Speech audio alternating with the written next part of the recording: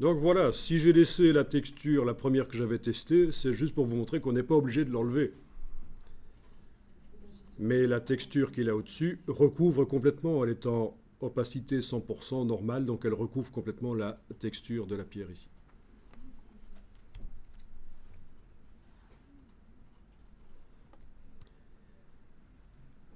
Alors je vais mettre tout ça dans un groupe.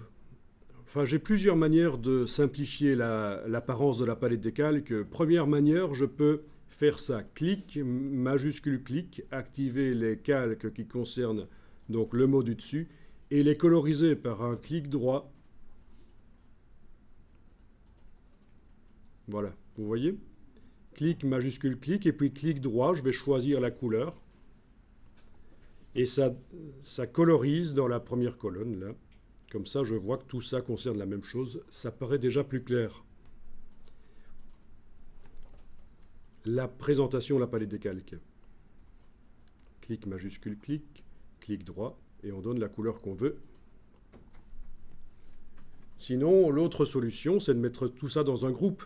Clic majuscule clic, et je demande que ça aille dans un groupe.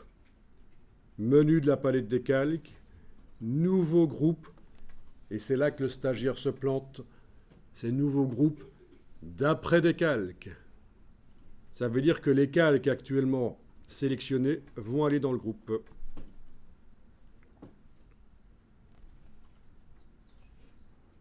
Et voilà, on a un groupe et déjà c'est plus clair dans la palette des calques. Je n'ouvre que quand je veux modifier.